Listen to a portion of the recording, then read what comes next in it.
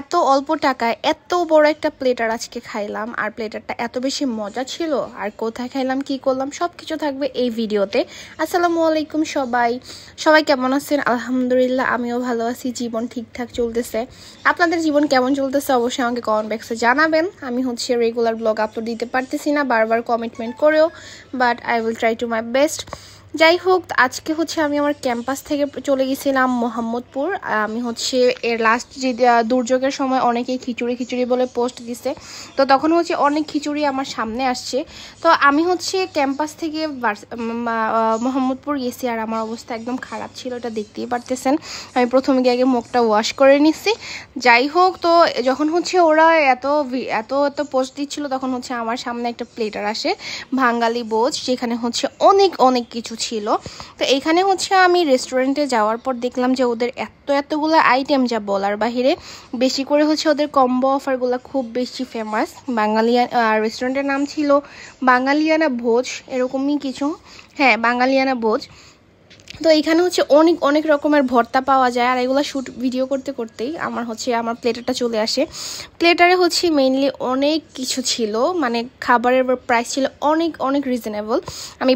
আমি যখন আমার ফ্রেন্ডকে দেখাইছি না, ও বলতেছে কি এটা 1200 টাকার, এটা একটা 1200 টাকার প্লেট। হ্যাঁ, গরুর মাংস দিয়ে যেহেতু এটা কখনো এত কম প্লেটে হইতেই পারে না।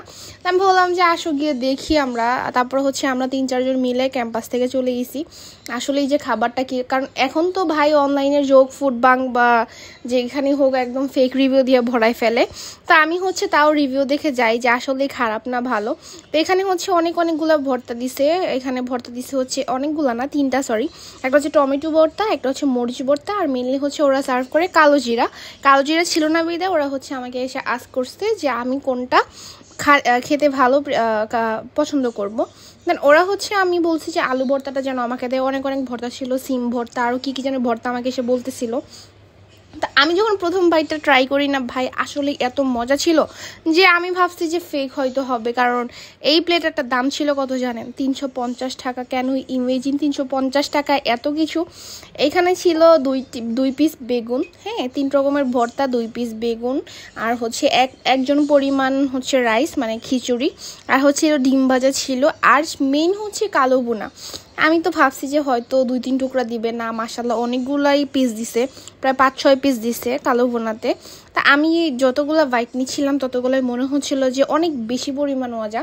যদিও আমি অনেক গরমের মধ্যে গিয়ে খাইছি, বাট রেস্টুরেন্টে এসি ছিল বিধায় যাক বাঁচা গেছে। বাঙালিয়ানা ভোজ বলতে আমি ভাবছি হয়তো সব কিছুই বাঙালিয়ানে রাখবে, কারণ তা যাই হোক, আমি খাবার খাইতে মানে বলতেছিলাম খাবারটা আসলেই অনেক বেশি জোস। তো এর মধ্যে খাবারের লাস্টের দিক দিয়ে আর ওরা এই প্লেটারে গিয়ে ইনক্লুডেড ছিল ফিরনি। হ্যাঁ, আমার মনে ছিল না, সরি, ফিরনি ইনক্লুডেড ছিল।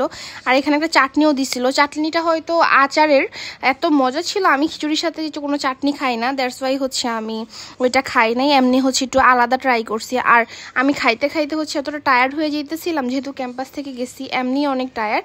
তা আমি একদম জুতা টোতা খুলে একদম আসাম ধরে বসে তারপরে খাবার খাচ্ছিলাম আর লেবু খাচ্ছিলাম। আমি প্রচুর পরিমাণ লেবু খাই, মাছ মাংসের মধ্যে যাই হোক, আমি অনেক পরিমাণ লেবু খাই। যেমন খাই তেমন লেবুটা তো একটু হইলেও ফ্যাট কমায় এই ভেবে। আর লাস্টে আমি একদম চেটে পুটে খাইছি, আমি কোথাও এক অংশ বাকি রাখি না। ইভেন লেবুর চুলকাগুলো আমি চাবায় খাইছি। মানে খাবারটা আসলেই এত মজার ছিল যে আমি যে একটু ওয়েস্ট করব তার কোনো ওয়ে ছিল না। তা আমি একদম চেটেপুটে সবগুলা খাবার খাইছি। যাক আলহামদুলিল্লাহ, যে রিভিউ দেখে। আর ওদের না অনেকগুলো শাখা আছে, পান্থপথ, দেন মালিবাগ, আরও কোথায় জানি। তা আমি পান্থপথ এগুলো খুব ভালো চিনি না, যেহেতু আমি ভাবছি ক্যাম্পাস থেকে মোহাম্মদপুর চিনি, খুব কাছে হবে। দ্যাটস ওয়াই আমি মোহাম্মদপুরই আমার মনে হলো যে আমার জন্য ভালো হবে, যেহেতু আমি ওই এরিয়াটা চিনি। দ্যাটস ওয়াই আমি মোহাম্মদপুরেই আসছি। আরও ওদের অনেক শাখা আছে যেগুলো আমি চিনি না, বা আমি ওই এরিয়াতে যাই নাই। তো এটা ফিরনিটাও আসলে মজা ছিল। এমন না যে দুধ একদম ঘন করে আমার মনে হয়েছে ওরা ফিরনিটা করছে, আসলেই অনেক বেশি মজা ছিল ফিরনিটা। তা আমি এর মধ্যে আমার একটু ঝাল লেগে গেছিলো মরিচ ভর্তাটা খেয়ে। দ্যাটস ওয়াই আমি একটা কোকা কোলা না কি জানো, এটা একটা বাংলা ভার্সন, আমার নামটা মনে নাই, যেহেতু কোক না অবশ্যই, ওইটা নিছি। তো এর মধ্যে দেখলাম যে একটা লেবুর শরবতও আছে, আমি না পাইরা লেবুর শরবতটাও নিছি। তো লেবুর শরবতটা হচ্ছে এত বেশি মজা ছিল। হ্যাঁ, আমি যদি জানতাম না আমি আর কোকটা নিতাম না। যদি আমি কোকটা খাই নাই, আমি হচ্ছে গিয়ে লেবুর শরবতটাই খাইছি। পরে আমার আর কোকটা খাওয়া হয়নি, ওইটা আমি ব্যাগে করে নিয়ে চলে আসছি। আর বেস্ট মজার পার্ট হচ্ছে যে ওরা বাংলায় হচ্ছে বিলটা নিয়ে আসছে, আমার এটা দেখতে খুবই ভালো লাগছে।